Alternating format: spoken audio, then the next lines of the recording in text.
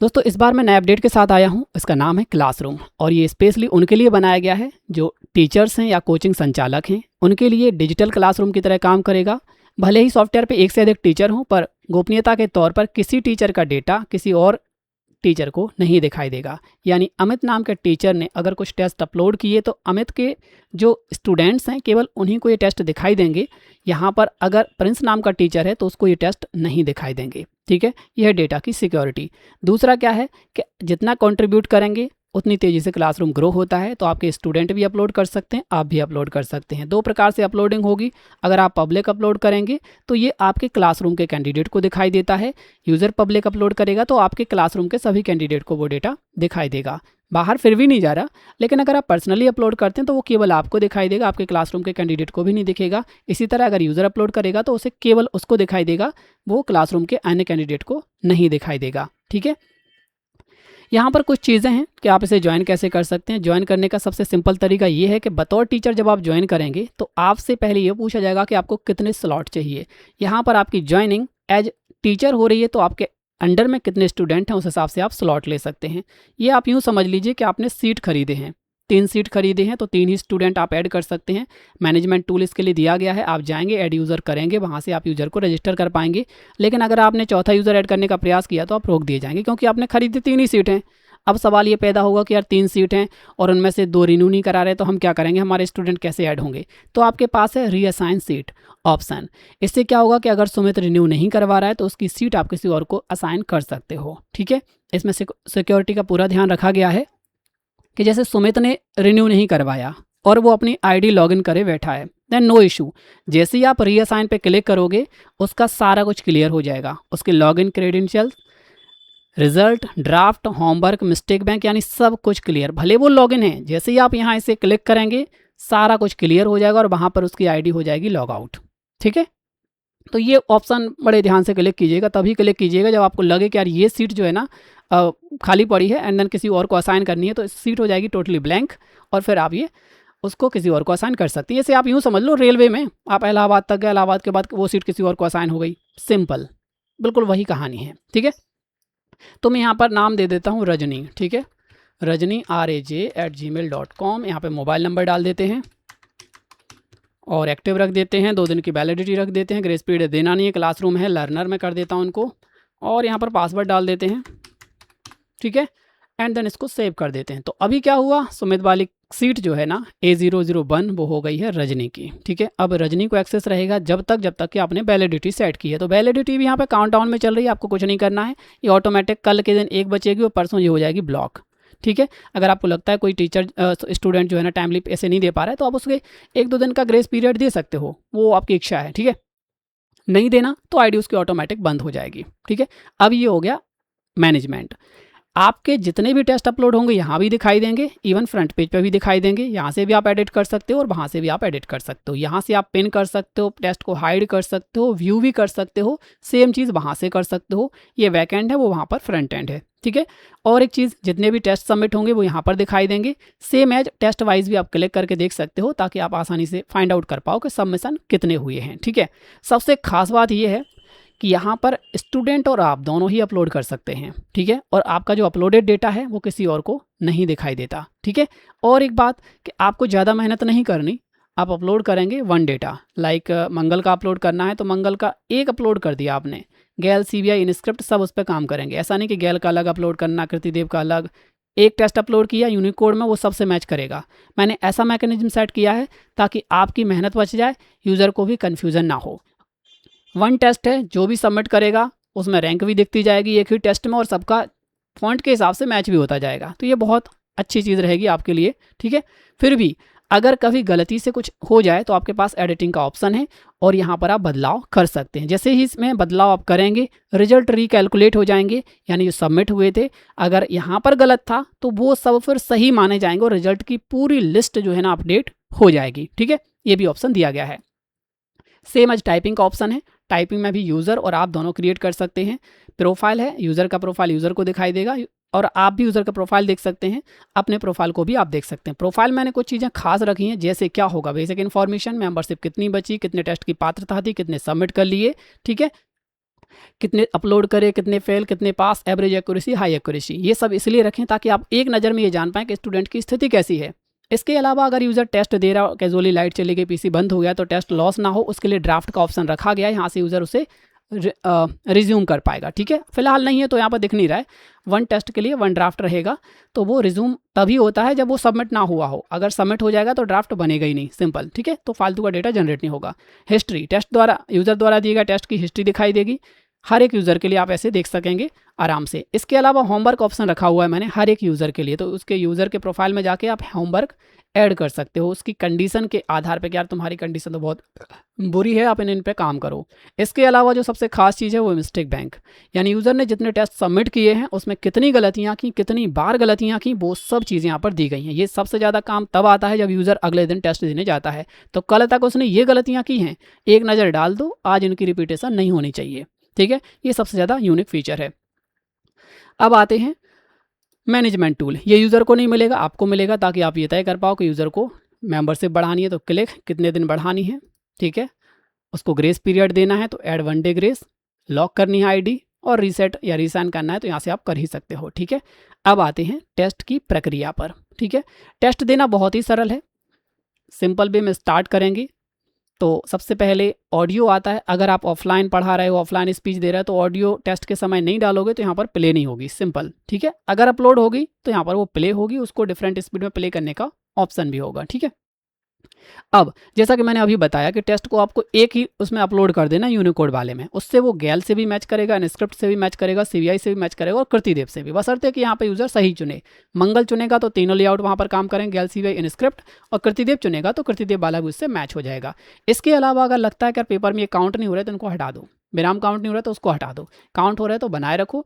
Duration जो है लग रहा है ज़्यादा है, कम करना है तो उसको भी ओवरराइट कर सकता है यूज़र। ठीक है, नेक्स्ट करेंगे, आगे बढ़ेंगे। यहाँ पर हालांकि मैंने कॉपी पेस्ट इनेबल किया है दिखाने के लिए, लेकिन ये बाय डिफ़ॉल्ट डिसेबल रखिएगा ताकि ये झंझट ना हो कि यूज़र चीटिंग करें। ठीक है, और एक बात, यहाँ पर मैंने कुछ सुरक्षा कवच रखे हैं, जैसे कि यूज़र चीटिंग ना कर पाए, तो ब्लैंक सबमिट से रोकने के लिए हमने यहाँ पर टर्म लगाया है। तो टेस्ट अपलोड के समय आपसे पूछा जाएगा कि टेस्ट को सबमिट कराने के लिए मिनिमम कितनी टाइपिंग जरूरी, तो वो आप तय करेंगे कि 80%, 90%, 50% जो भी है, उसी हिसाब से यहाँ पर लॉक लग जाएगा और ये सबमिट बटन काम नहीं करेगा फिर, पहला। दूसरा, यूज़र क्या करा, चलो ठीक है 391 टाइप कर लेते हैं, पूरे में से आधा करके जो है ना सबमिट करके मास्टर कंटेंट देखेंगे, फिर चीटिंग करके जो है सबमिट कर देंगे, तो वो भी यहाँ पर रुक जाएगा। क्यों? एक समय में एक ही जगह टेस्ट रन होगा। यूज़र आप 2 जगह लॉगिन कर लो, कोई इशू नहीं है, लेकिन एक समय में एक आईडी से एक ही टेस्ट दिया जा सकता है। ऐसा इसलिए ताकि पता चले कि फ़ोन में सबमिट कर दिया, फिर मास्टर कंटेंट देख लिया, और फिर जो है ना यहाँ पर जो खुला हुआ है उसमें आधा टाइप करके या फिर पूरा जो है ना रीचेक करके सबमिट कर दिया, बिल्कुल नहीं, नो चीटिंग। तीसरा, डाटा सिक्योरिटी ये है कि अगर कैजुअली F5 प्रेस हो जाए, डेटा लॉस ना हो, तो यहाँ पर पूछा गया है। गो बैक हो जाएगा तो फिर भी पूछा गया है। इवन अगर चला जाए तो ड्राफ्ट सेव हो रहा है तो कोई चिंता की बात नहीं, पीसी बंद हो, ब्राउजर क्रैश हो, कुछ भी हो, प्रोफाइल से आप रिज्यूम कर पाओगे उसी स्टेज से जहाँ पर ये लास्ट टाइम बंद हुआ था। Point clear? अब बढ़ते हैं आगे। मैं इसको सबमिट कर दे रहा हूँ, कुछ गलतियाँ यहाँ पर जानबूझ के कर रहे हैं ताकि वो गलतियाँ थोड़ा सा मैच हो जाएँ और हमें पता चले। ठीक है, तर्क को था को मैं थी कर दे रहा हूँ। ठीक है, जेंडर बदल दिया।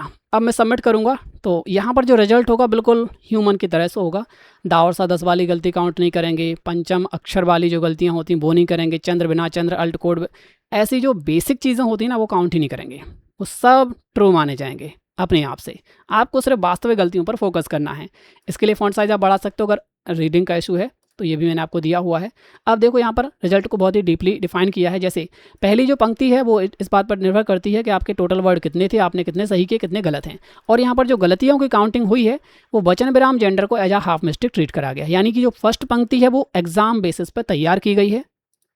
सेकंड जो पंक्ति है वो यूज़र के एक्सप्लेनेशन के लिए, सहूलियत के लिए बनाई गई है। जैसे इसमें क्या हुआ है कि टोटल से मतलब नहीं है, टाइप कितने करे उसमें से सही कितने गलत, उसमें से सही कितने, उसमें से गलत कितने, इसमें टोटल का कोई मायना नहीं है। और एक बात, इसमें विराम वचन जेंडर को as a full mistake treat भी करा गया। चूंकि ये एग्जाम बेस्ड नहीं है, सो हमने यहाँ पर ये फीचर रख दिया है ताकि यूज़र जाने कि यार हमारे इनपुट कैसे हो रहा है और कहाँ पर हमें काम करना है। ठीक है, बेसिकली एग्जाम के नज़रिए से आपको फर्स्ट पंक्ति पर ही फोकस करना है। ठीक है, अगर यूज़र, हमने जो क्राइटेरिया डिसाइड करा टेस्ट बनाते समय 85%, 90% जो भी है, अगर उसे पार कर लेता है तो congratulation, you are qualified.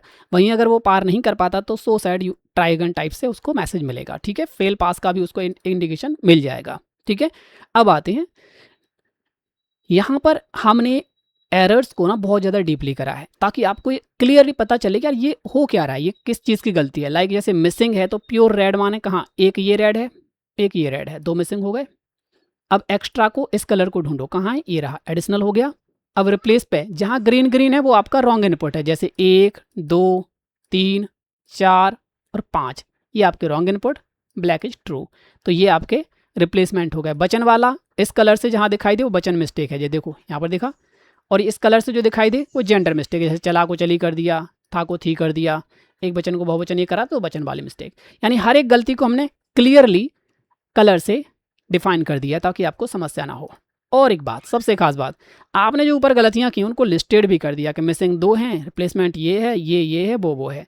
Software इनके बेसिस पे कुछ निष्कर्ष भी निकालेगा कि ये बार बार हो रही है, इस पर काम करो, ये सबसे ज़्यादा हुई तो अगले टेस्ट में इन पर फोकस करना, ठीक है। अब अगर लगता है कि सॉफ्टवेयर का एनालिसिस जो है ना छोटा मोटा है, मुझे कुछ ज़्यादा ही लिखना है, तो एडवाइस आपको यहाँ पर दी गई है, ठीक है।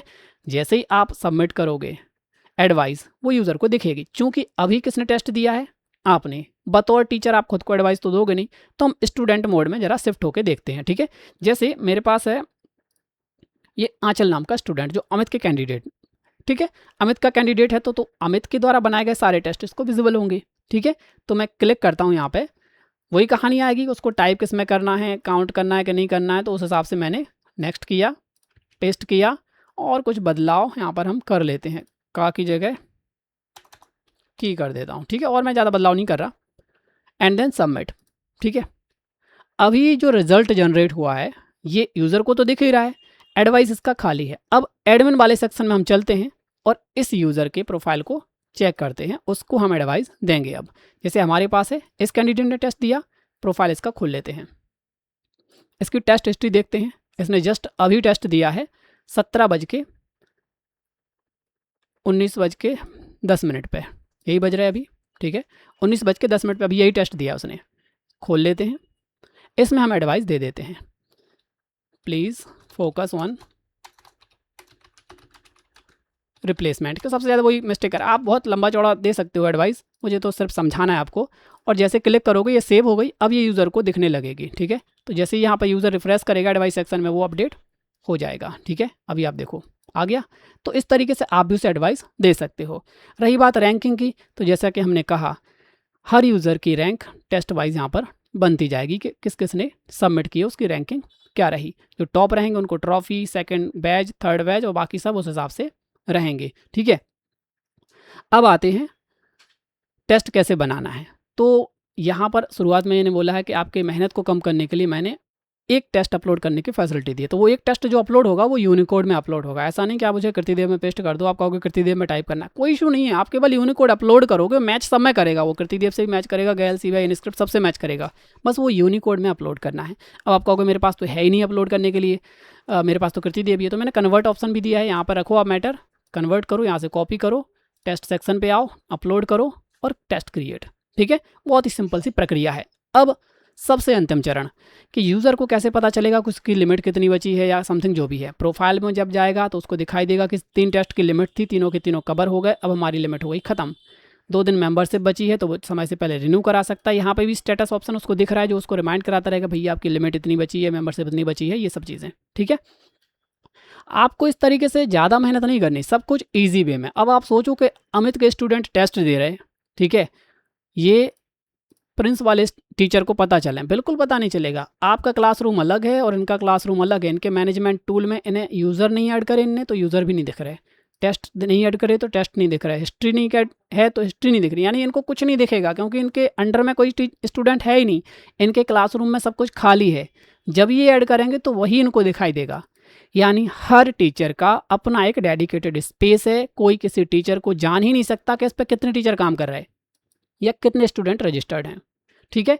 तो ये आपका डिजिटल क्लासरूम है। मुझे उम्मीद है आपको पसंद आएगा और आपकी मेहनत को बहुत कम कर देगा। आप जो PDF से मिलान करते हैं या फिर पुराने पैटर्न के सॉफ्टवेयर से मैचिंग कर रहे हैं ना, बहुत कुछ आपका बदलाव हो जाएगा। मेंबरशिप भी इसने टोटली डिजिटल कर दी है, तो आपको कुछ नहीं करना, सब अपने आप जो है ना कैंडिडेट करते रहेंगे।